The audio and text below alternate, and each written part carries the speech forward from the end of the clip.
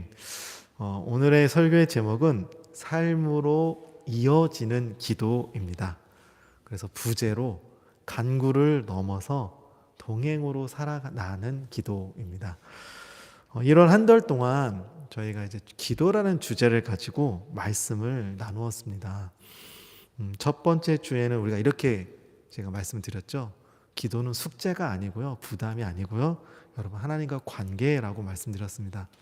그리고 두 번째 주는 이렇게 질문을 했었죠. 그런데 왜 우리가 그럼 그 관계 안으로, 하나님과의 관계 안으로 우리가 왜 들어가지 못하는 것일까요?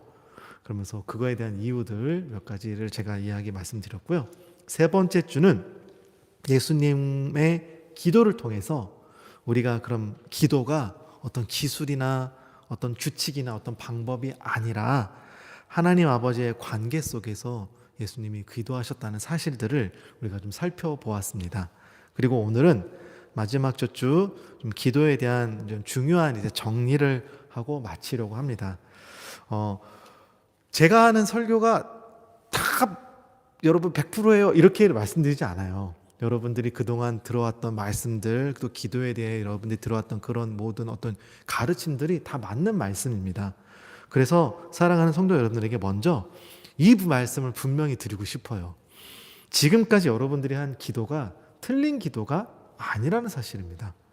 아플 때 간절히 기도했던 그런 기도도 막혔을 때 막막한 상황 가운데 해결해 달라고 했던 그런 기도, 눈물로 드렸던 기도 모두 다 하나님이 외면하지 않으셨어요. 그 모든 기도를 다 하나님께서는 듣고 계시고 응답하실 때도 있고 더디 기다리게 하실 때도 있었던 것뿐입니다.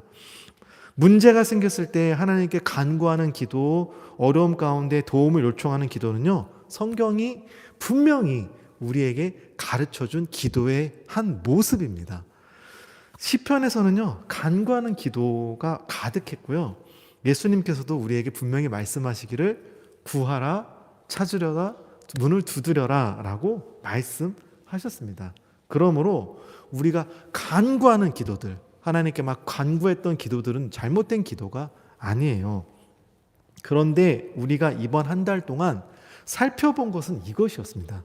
문제는 간구의 기도가 아니라, 그 간구라는 것 자체가 아니라 기도를 간구하는 것만으로 축소시킨 것.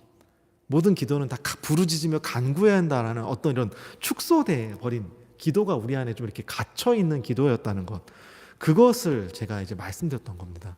그래서 좋은 응답이라는, 어떤 하나님께서 나에게 이런 응답을 주셨어, 30배, 60배, 100배의 어떤 열매를 주셨어, 내가 이렇게 기도해가지고 어떤 병고침을 받았어, 내가 기도해가지고 내 사업이 너무 잘 됐어, 어떤 좋은 응답의 결과를 기도의 응답이라고 생각하게 만든 것, 뭔가 큰 기적이 있어야 되고, 뭔가 큰 놀라운 역사가 있어야 되고, 뭔가 큰 응답이 있어야지만 내 기도가 응답됐다, 하나님이 나를 회복해 주셨다, 어떤 은혜 주셨다는 것, 이것으로만 우리가 기도를 생각했다는 것, 요 문제를 말씀드렸던 것이죠.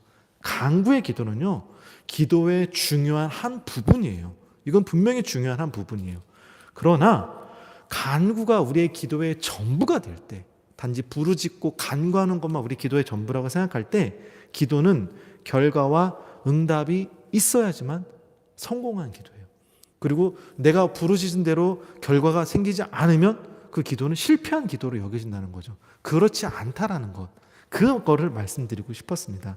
그렇게 되다 보니까는 하나님과의 관계로 우리가 기도하는 것이 아니라 어떤 응답, 결과로 받아지는 이제 관계가 점점 멀어지게 됐다라는 것이죠. 기도가 하나님과 함께 살아가면 어떤 대화가 아니라 어떤 문제가 생겼을 때 응답의 수단으로 찾게 될 때 기도는 점점 무거워지고 점점 부담되어지고 결국 기도가 멀어지게 됩니다. 왜요? 기도한 대로 안 될 때도 있거든요. 그러다 보니까 우리가 자꾸 마음에 상처가 되고 멀어지게 되죠. 오늘 이 마지막 주에 우리는 이렇게 말하고 싶습니다. 지금까지 당신이 해온 기도는 틀린 것이 아닙니다. 다만 하나님께서는 이제 우리를 더 큰 기도의 자리로, 그동안 요것만 가지고 기도라고 우리가 했다면 이제 더 넓은 기도의 자리로 하나님께서 우리를 초대하고 계신다는 거예요. 그것만 기도가 아니야, 이런 기도도 있어 라고 말씀해 주시는 거죠. 그래서 우리는 내가 한 기도는 틀렸다가 아니라 한쪽으로만 치우쳤던 기도를 이제는 하나님께서 기도가 균형 있게 성경적인 자리로 돌아오라고 돌려놓고자 한다는 것입니다. 오늘 본문인 에베소서 6장 18절, 우리 올해 우리 교회의 주제 말씀이죠. 그렇게 말씀합니다. 모든 기도와 간구를 하되 항상 성령 안에서 기도하고 이를 위하여 깨어 구하기를 항상 힘쓰며 모든 성도를 위하여 기도해라. 이 말씀을 우리가 지금 다시 한번 살펴볼게요. 바울은 기도와 간구라고 말씀을 했습니다. 기도와 간구를 나누지 않았어요. 어느 거 하나를 버려라, 기도만 중요하다, 간구는 나쁜 거다, 이렇게 말하지 않았습니다. 문제는 간구하는 것 자체가 아니라 기도를 간구 하나로만 이해해온 우리의 어떤 좁아진 생각, 시야, 어떤 관점이라고 할 수 있는 것이죠. 바울은 기도를 이렇게 확장합니다. 모든 기도와 간구, 모든 때에 성령 안에서 깨어있음과 인내함으로, 즉각적 응답이 아니에요. 우리가 오래 기도해야 할 때도 있어요. 또 모든 성도를 위하여. 이 말이 무엇을 말하는 걸까요? 기도는 어떤 문제 앞에서 하나님께 간구하는, 보고하는, 도움을 요청하는 신호일 수도 있지만 그것으로 끝이 아니라 삶을 하나님과 함께 이어가는 통로라는 것입니다. 그래서 오늘 설교의 제목이 삶으로 이어지는 기도입니다. 설교의 제목인 삶으로 이어지는 기도는요, 기도의 양을 늘리다는 것이 의미하는 것이 아니고요, 기도 시간을 더 많이 가져라, 더 자주 가져라 라는 것도 아닙니다. 또 어떤 기도의 표현이 더 유창하고 더 뭔가 논리적이고 뭔가 좀 화려하고 수사가 들어가는 이런 기도를 하라는 것도 아니에요. 이게 나쁘다는 것은 아닙니다, 여러분. 이렇게 기도할 수 있어요. 더 아름다운 문장으로 기도하면 좋죠. 가벼운 문장, 어린이식 문장보다 뭔가 좀 화려한 문장으로 얘기하면 더 아름답고 좋습니다. 또 기도 오래 해도 좋습니다. 그러나 삶으로 이어지는 기도란 하나님께서 나와 함께하고 계시다는 것을 우리가 생각하는 거예요. 우리도 잊어먹을 때가 있죠. 바쁘다 보면 잊어먹기도 하죠. 하지만 그래도 순간순간 그것을 생각하는, 의식하면서 하루를 살아가는 태도입니다. 문제가 생겼을 때만 하나님을 찾는 것이 아니라 하나님 멀리 떨어져 있다가 문제 있을 때 또 하나님 가까이 가서 하나님 만나고 하나님께 구하고 이런 것이 아니라 하나님의 문제가 없지만 하나님께서 항상 나와 함께하고 계셔. 문제가 있든 문제가 없든 슬프든 행복하든 평안하든 위기 가운데 있던 모든 순간 하나님이 나와 함께하고 계셔라는 것을 인식하고 생각하고 있는 상태입니다. 그래서 이런 변화가 생겨요. 하나님 이 문제를 해결해 주세요 라고 했던 기도가 하나님 이 상황 속에서 어떻게 하면 좋을까요? 라고 이제 하나님께 이제 함께함을 기도하는 거죠. 하나님 이걸 꼭 바꿔주세요 라고 하는 기도에서 하나님 먼저 제 마음을 이 환경 가운데서 흔들리지 않게 붙잡아 주세요. 붙들어 주세요. 이렇게 기도가 되는 것입니다. 이것이 기도의 중심이 결과, 어떤 간구에서 관계로 이동되어지는. 그러니까 기도 앞에 기도와 뒤에 기도가 그 기도의 그 내용이 다르잖아요. 결과 중심의 기도에서 관계 중심의 기도로 이렇게 내용이 조금씩 바뀌어가는 것입니다. 그러한 변화에서요. 그럼 간구가 없어지는 거냐? 간구는 하면 안 되냐? 그게 아니에요. 오히려 관계 안에서 더 건강하고 균형 있는 간구함으로 바뀌게 된다는 것입니다. 삶으로 이어지는 기도는 가장 먼저 우리 개인의 일상 속에서 시작돼요. 이게 개인의 일상의 중요한 문제를 버리라는 것이 아니에요. 이게 필요 없다는 것이 아니에요. 이건 중요한 게 아니야. 하나님을 위한 나라를 먼저 구하. 이게 더 중요한 거. 이건 가치 있는 거. 이런 말이 아니라요. 일상에서 시작하는 게 맞아요. 우리의 일상의 것들을 기도해야 돼요. 출근길에 어떤 분주함 속에서 아이를 재우고 난 뒤에 지친 저녁 가운데 관계가 어떤 저 사람과의 회사 안에서 아니면 다른 누군가의 관계, 가족들 간에서 관계의 갈등 가운데에서 어떤 중요한 결정들을 내려야 하는 순간 속에서 우리는 이렇게 기도할 수 있습니다. 그냥 속삭일 수 있습니다. 하나님, 지금 이 순간 나와 함께 해주세요. 하나님, 제 마음이 지금 되게 복잡합니다. 정말 화가 날 때 이렇게 기도했을 때, 하나님, 나 정말 나 상처 주고 나 너무 힘들게 하는 저 원수 같은 저 직장 상사 배탈 좀 나게 해주세요. 이렇게 기도할 수 있어요. 있어요.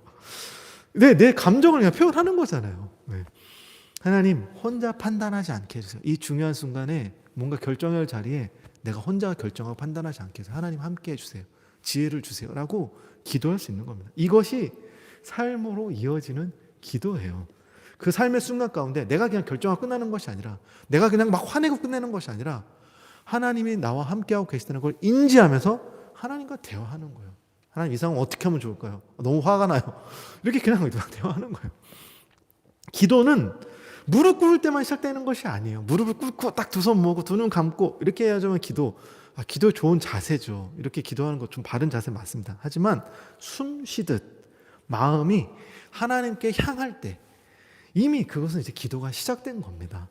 그래서 삶으로 이어지는 기도는 기도를 더 많이 해야 돼, 더 오래 해야 될 어떤 부담이나 정해진 시간, 새벽 시간, 철야에 밤늦도록 습관을 가지고 주기식적으로 이런 어떤 해야 한다는 압박이 아니라 언제든 어디서든 하나님을 향해서 내 마음을 열 수 있는 어떤 넉넉한 여유, 하루 중 어디든 하나님께 속삭일 수 있는, 하나님께 대화할 수 있는 이런 자유를 줘요.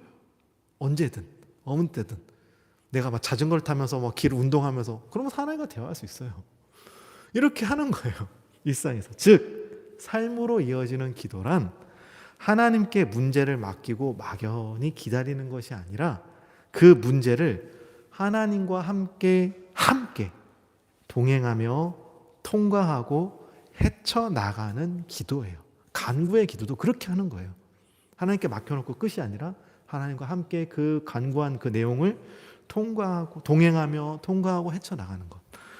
사랑하는 성도 여러분, 여기서 한 가지 조심스럽게 짚고 나가고 싶은 게 하나 있어요. 예수님께서 사복음서 가운데 강하게 경계하신 내용이 하나 있습니다. 강하게 경계하신 기도의 모습이 있어요. 그것은 바로 사람들에게 보여주기 위해서 기도를 드린 모습을 경계하셨어요. 예수님께서 경고하신 바리새인들, 그들이 기도를 안 한 사람들이 아니었어요. 그들은 진짜 기도를 많이 한 사람들이었어요. 열심히 한 사람들이었습니다. 아주 열심히 한 사람들이었어요. 헌금도 열심히 했어요. 그들은 새벽에 기도했고요. 그들은 밤을 새워 기도했고요. 금식하며 기도했고요. 시장 한가운데서 기도했어요. 기도 시간이야? 그럼 막 일하다 말고 갑자기 탁 기도했어요. 또 그들은 무언가를 이루어달라, 이거를 도와달라는 어떤 간구의 기도만 한 것이 아니고요. 하나님을 높여드리는, 하나님을 찬양하는 기도, 되게 높은 수준의 영적인 기도 이런 것도 했어요. 문제는 기도의 양이 아니라 그 기도의 방향이었어요. 방향. 기도가 하나님을 향한 것이 아니라 사람들의 시선, 사람들이 나를 어떻게 생각할까? 내 이 기도하는 모습을 보고 사람들이 나를 믿음 좋은 사람, 신앙 깊은 사람, 어떻게 이렇게 평가를 향해서 하는 기도가 되었을 때 그 기도는 하나님과의 관계가 아니라 신앙을 증명하는, 내 신앙이 이렇게 커, 내 믿음이 이렇게 커 보여주는 어떤 도구가 되어버렸습니다. 우리의 기도가 나도 모르게 어떻게 이렇게 같게 좀 변화됐을 수도 있어요. 우리가 모르게 그런 것들을 배웠을 수도 있어요. 다른 사람들이 어떤 그렇게 하는 모습을 보면서.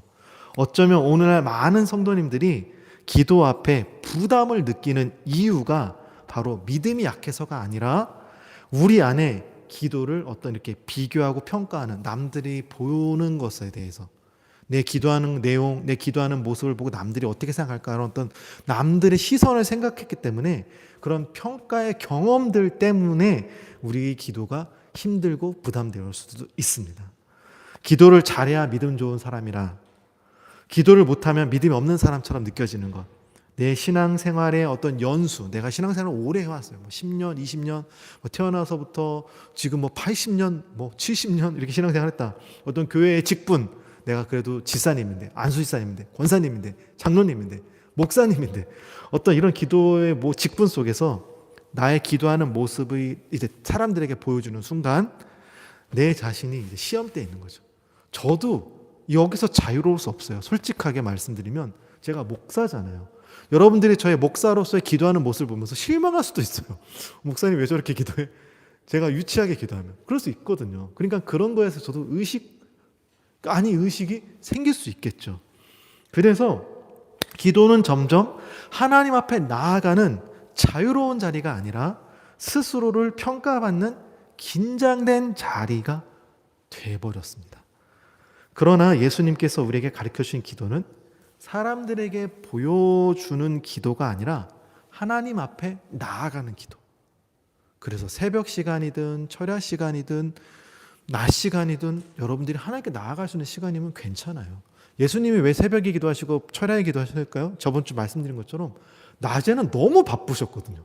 수많은 병자들이 몰려서 그들을 고쳐줘야 되고 말씀을 가르쳐야 되고, 그러니까 자유로운 시간이 새벽밖에 없으셨고 철야 시간밖에 없으셨던 거예요. 그래서 그때 하나님을 만나러 나가신 거죠. 삶으로 이어지는 기도란 사람의 시선에서 벗어나 하나님의 함께하심을 생각하며 살아가는 가운데 드리는 기도예요. 기도가 내 신앙을 어떤 증명해 보여주는 자리가 아니라 그저 하나님 안에서 편안하게 숨쉬고 성과, 어떤 응답의 결과가 아니라 하나님과 그냥 동행하는 대화 가운데 하나님께 내 마음을 전하고 또 하나님 마음을 듣고, 이렇게 하나님이 생각하시는구나, 이렇게 나를 향한 이런 계획을 갖고 계신 걸 알게 되는 것. 우리는 비로소 그래서 그 기도를 통해 삶으로 기도를 가져올 수 있게 되는 겁니다. 삶으로 사는 기도는 여러분 어려운 게 아니에요. 일상생활 할 수 있어요.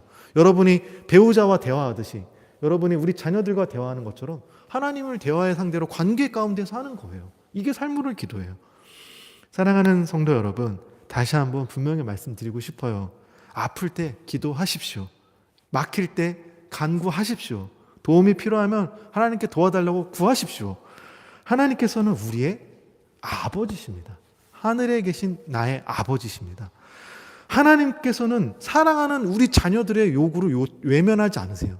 우리 유한이가 가끔씩 저한테 이렇게 요청할 때가 있어요. 아빠 뭐 해줘요? 아빠 뭐 해줘요? 저는 그걸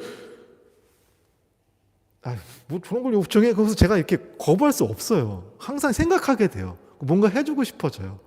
사랑하는 자녀이기 때문에 그렇죠. 그런 것이에요. 하나님은 그래요. 언제나 우리의 간구하는 소리에, 우리의 기도하는 소리에 귀 기울이세요.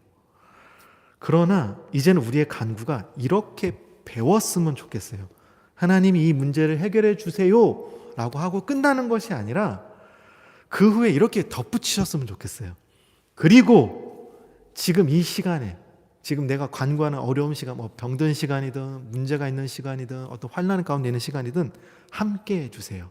그리고 내가 기도한 대로, 내가 간구한 어떤 좋은 방향대로, 어떤 좋은 결과대로 그렇게 되지 아니하실지라도, 그렇게 되지 않다 할지라도 하나님 안에서 하나님의 어떤 큰 계획, 내가 지금은 알지 못하지만 더 좋은 계획을 이끄실 것을 계획하고 내가 믿고 하나님 안에서 평안을 누릴 수 있게 해주세요.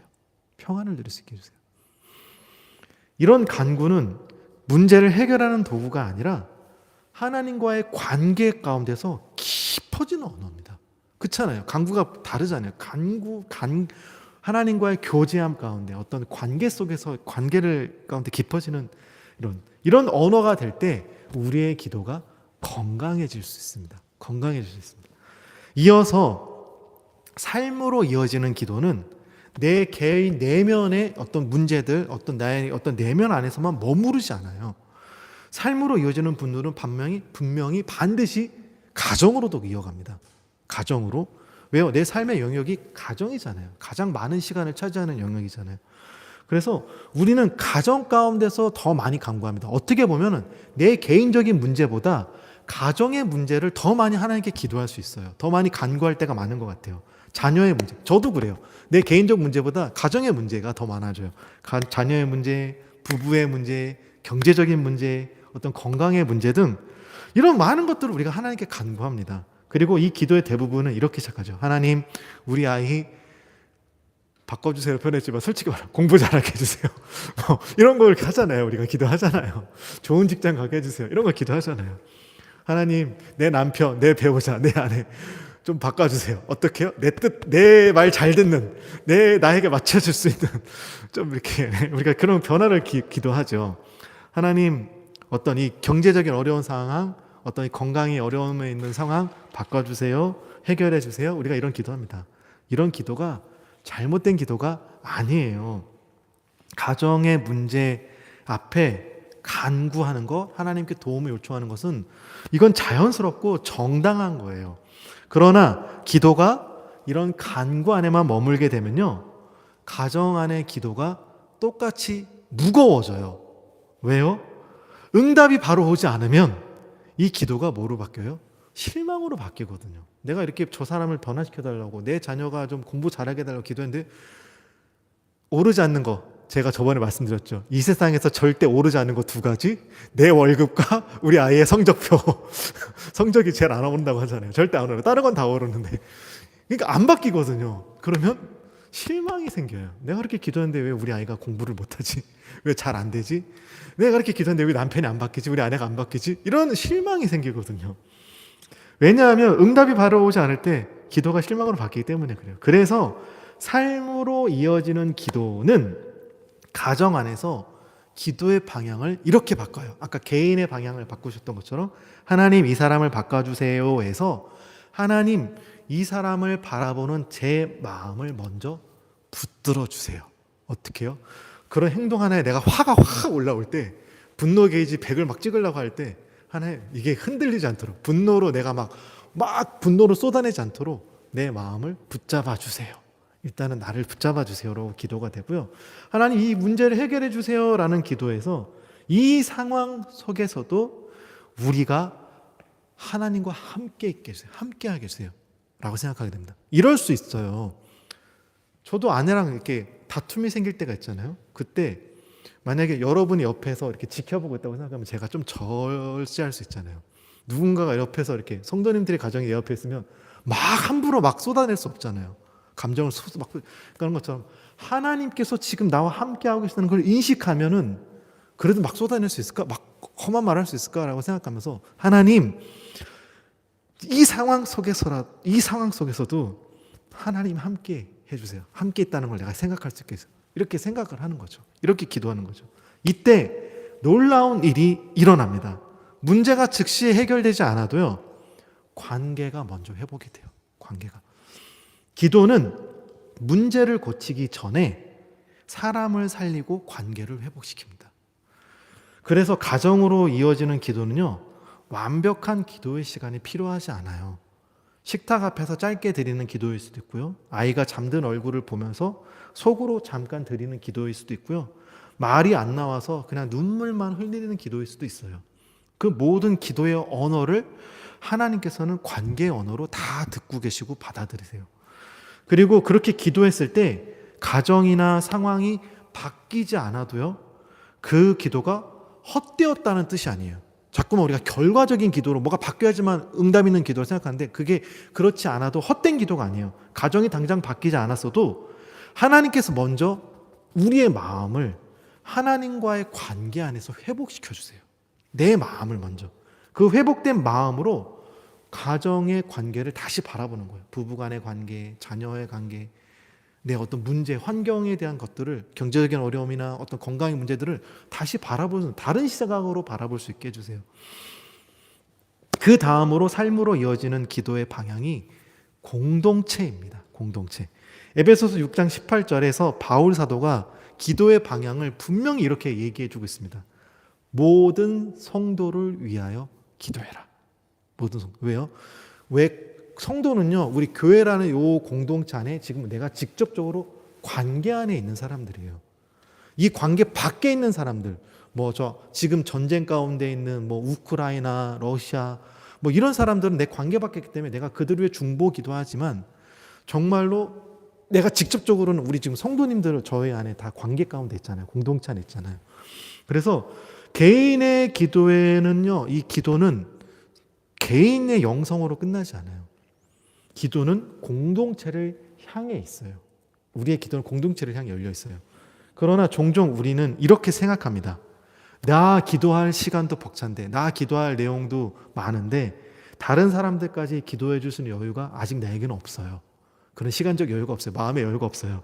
내 문제가 좀 해결되고 내가 좀 여유가 생기고 내 마음에 어떤 넉넉한 마음이 생겼을 때 다른 사람을 위해 기도할 마음이 생기면 저 그때 기도할게요 라고 생각할 수 있습니다. 그런데 성경이 우리에게 가르쳐 주기를 원하는 기도는요, 나를 소모시키는 일, 그렇게 내가 힘쓰고 애쓰고 다른 사람을 위해 기도함으로 소모시키는 일이 아니라 나를 넓혀가는 일로 가르쳐 주세요. 소모와 넓혀가는 건 달라요. 공동체를 위해 기도하면 내 시선이 내 문제에만 머물러 있지 않고, 왜? 내 개인적인 문제, 내 가정의 문제, 내 시선이 어떤 나의 영역 안에서만 머무르지 않고 하나님이 사랑하시는 사람들을 향해 열리게 됩니다. 다른 사람들을 위해 기도할 때 우리는 하나님께서 그 다른 사람을 바라보시는 마음을 조금씩 느낄 수 있게 되고, 하나님이 저렇게 저를 하나님을 생각하는구나는 그 마음을 배울 수 있게 됩니다.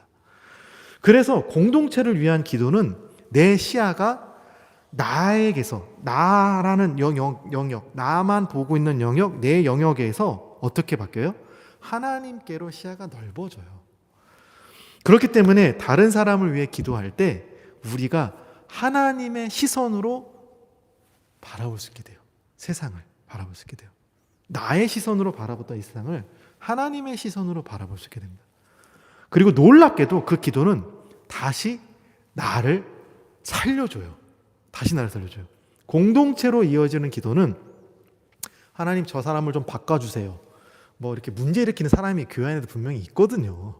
다 천사 같고 다 하나님 같은 사람들이 아니거든요. 다 부족함들이 있기 때문에 분명히 나하고 다른 부분 때문에 내가 힘들이 생길 때가 있어요. 충돌이 생길 때가 있어요. 그럴 때 저 사람을 바꿔주세요 라고 기도하는 것이 아니라, 하나님 저렇게 문제 많은 사람을 품으시는 그 하나님의 마음을 제 안에도 허락해 주세요. 저 사람 품기 힘든데 어떻게 저렇게 품고 계세요, 하나님? 그 하나님의 마음을 나에게도 허락해 주세요 라고 기도해야 돼요. 여러분 꼭 기억해 주세요. 이거 정말 여러분 꼭 기억해 주시면 좋겠어요. 이 세상에 어떠한 공동체도 완벽한 공동체는 없어요. 완벽한 공동체는 없어요. 사람마다 생각이 다 다르고 중요하게 여기는 것이 달라요. 제가 아내와 벌써 15년을 넘게 살았는데 서로 좀 맞추는 게 있거든요. 하지만 지금도 달라요. 벌써 뭐 40년, 50년 부부 생활 하신 분들은 아실 거예요. 죽을 때까지 다 100% 맞출 수 없을 거라는 걸 아실 거예요. 하물며 부부도 그런데 교회 안에서 서로 생각이 다르고 가치관이 다르고 다 달라요. 그렇기 때문에 맞추는 부분도 있지만 못 맞추는 부분도 있어요. 중요하게 생각하는 게 다 달라요. 저희 아내는 지금도 중요하게 여기는 게 있고 제가 또 중요하게 여기는데 서로 이게 또 달라요. 맞추어 가지만 아직도 다른 게 있어요. 그래서 하나님을 믿고 따르는 교회 안에서도요, 서로에게 상처를 주고 받을 수가 있습니다. 중요해요. 여러분 이거 기억하세요. 완벽한 공동체가 아니에요. 그럴 수 있어요. 그러나 이러한 공동체를 위한 기도, 이런 가운데서 이렇게 공동체를 위해 우리가 기도할 때 이 공동체를 완벽하게 만들지는 못해도 서로를 이해하고 포기하지 않게 하며 하나님의 마음으로 서로를 품게 해줍니다. 품게 해줍니다.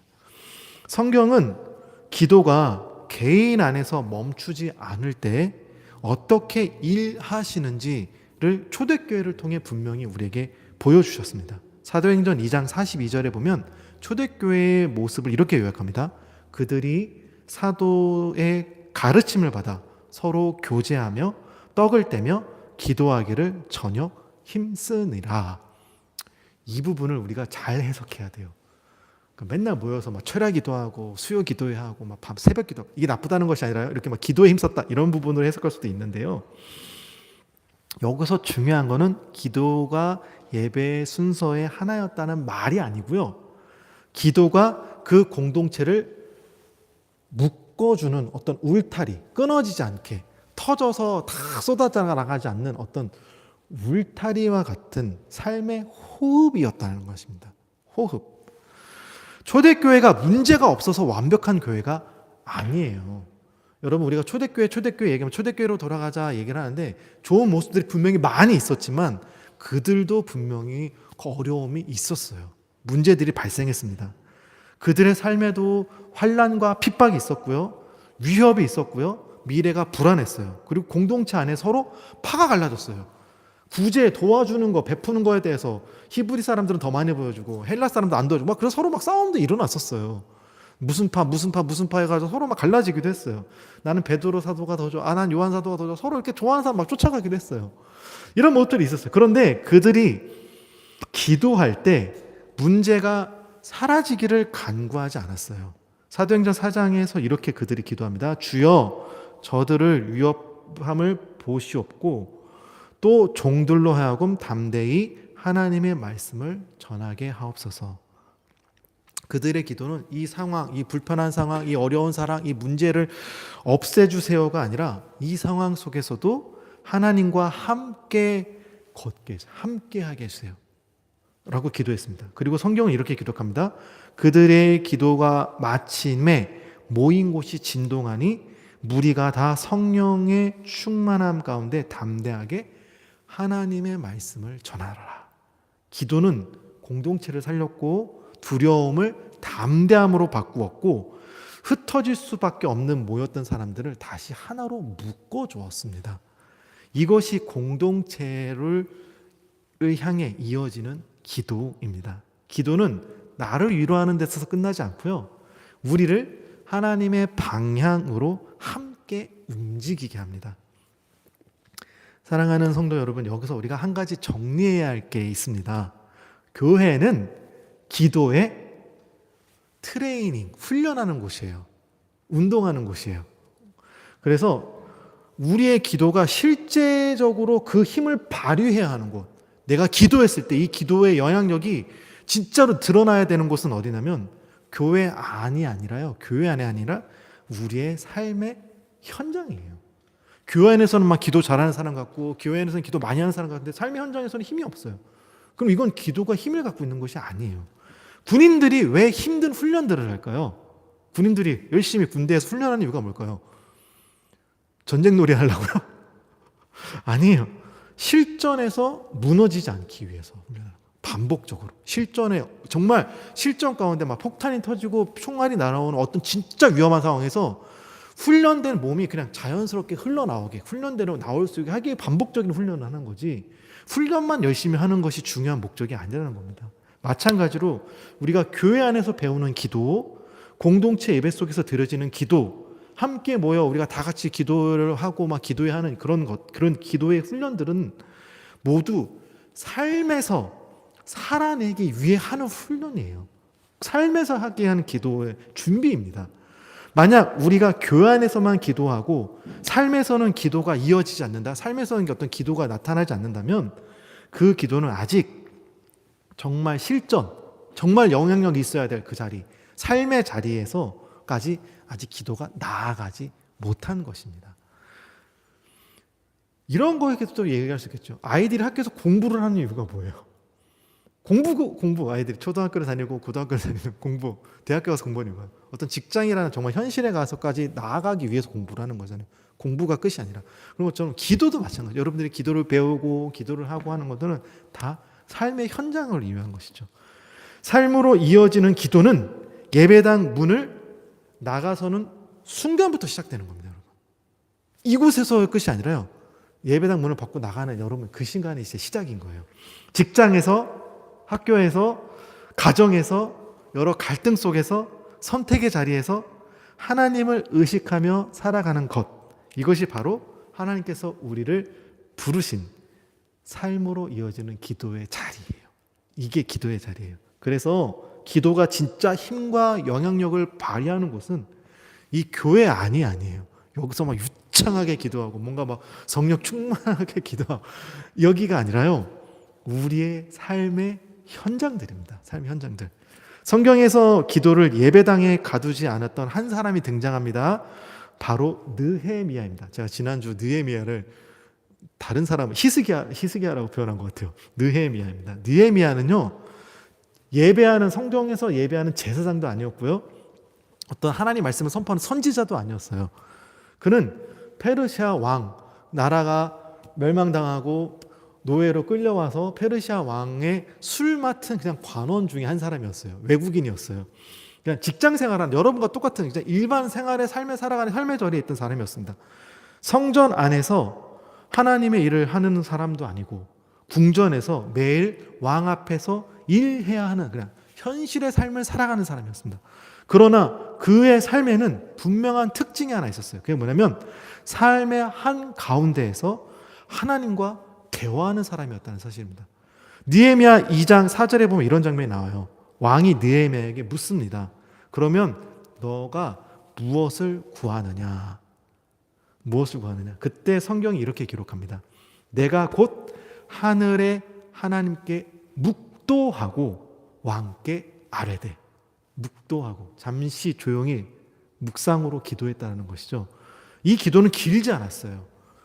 뭐 무릎 꿇고 기도하면서 눈 감고 기도하고 그런 거 아니었어요. 시간을 따로 떼어 무릎 꿇을 시간이 없었어요. 그러나 그 순간 느헤미야는 결정을 혼자 하지 않았어요. 자신의 생각과 판단으로 결정하지 않았어요. 하나님을 그 삶의 지금 자리 한복판으로 선택의 자리로 초대했어요. 하나님, 느헤미야는 기도 가운데 하나님 이 길을 해결해 주세요라고도 기도하지 않았어요. 그는 기도한 후에 도망가지 않았고요. 하나님께 기도를 맡겼으니까 하나님께서 해결해 주시겠지 마음 먹고 나는 빠져 있어야지 이렇게 하지 않았어요. 기도한 후에 그는 왕에게 말했고 말한 후에 그는 그 말을 책임졌고 책임진 후에 그는 공동체를 불러 모아서 공동체를 다시 세웠습니다. 느헤미야 이야기 아시죠?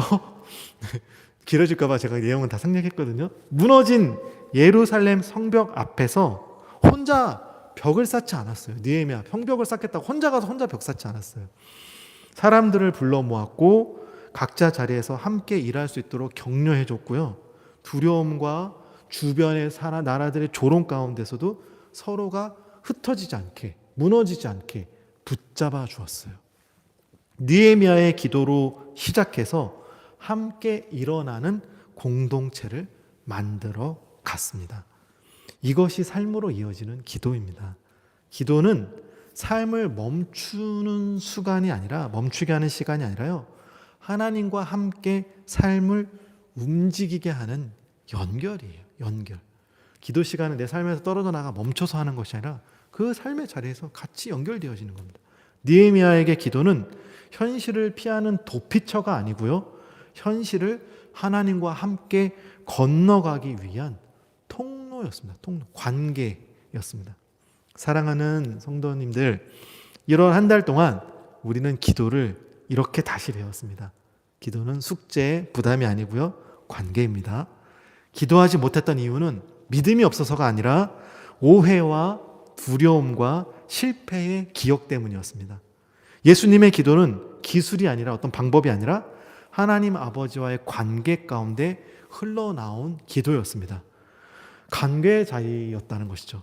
간구하는 기도 잘못 아니에요. 여러분 간구하세요. 하지만 간구로만으로 기도를 축소하면은 관계는 사라져요. 하나님과 관계없이 내가 간구할 것만 다 얘기하고 끝 이렇게 기도가 돼버려요. 그래서 하나님께서는 우리를 기도를 간구만 하는 기도가 아니라 더 넓은 자리로 여러분들을 지금 기도의 자리로 이렇게 초대하셨어요. 나의 기도가 삶으로 이어지는 기도가 되도록 초대하셨습니다. 그래서 우리의 이 삶으로 이어지는 기도는 우리를 하나님 곁으로 인도해 주는 길이고요. 하나님을 만나는 자리입니다. 그리고 이 길은 나 한 사람의 개인으로 끝나는 것이 아니라 우리 가정을 지나서 공동체를 지나 삶 전체로 이어지는 겁니다. 삶 전체. 우리의 삶의 모든 영역이잖아요. 그 모든 영역을 기도하는 거예요. 그래서 이 시간 하나님께서 우리에게 이렇게 말씀하십니다. 지금까지 내가 한 기도가 틀린 것이 아니야. 그러나 이제는 더 넓게 나와 함께 살아가는 기도로 나아가길 원한다. 이게 하나님께서 오늘 저에게 주시는 2026년도 우리에게 주시는 기도의 메시지입니다. 저는 여러분이 2026년 한 해를 이렇게 시작하였으면 좋겠습니다. 문제가 생길 때만 기도하는 기도가 아니고요. 아무 일 없어도 평안한 날이어도 하나님과 어떤 동행하는 어떤 그런 신앙, 기도를 통해 삶을 바꾸려고 애쓰기보다 기도 안에서 하나님과 함께 살아가는 신앙. 오늘 예배 이후에 기도를 더 잘하겠다고 결심하지 않으셔도 돼요. 올 한 해 그냥 기도 더 많이 하겠다 이런 거 결정 안 하셔도 돼요. 다만 오늘 하루 여러분들이 하루하루를 살아갈 때 하나님을 생각하면서 인식하면서 한번 살아보시는 것만으로도 충분해요. 그 길 위에 하나님은 반드시 동행하실 겁니다. 그 은혜 안에서 2026년 삶으로 이어지는 기도가 여러분의 일상 가운데 깊이 뿌리 내릴 수 있는 간구의 기도로만 한 것이 아니라 삶으로 이어지는 기도로 여러분들의 기도가 더 넓어지고 커지고 확장되어지는 그런 2026년 한 해가 될 수 있기를 주님의 이름으로 축원합니다. 기도하겠습니다.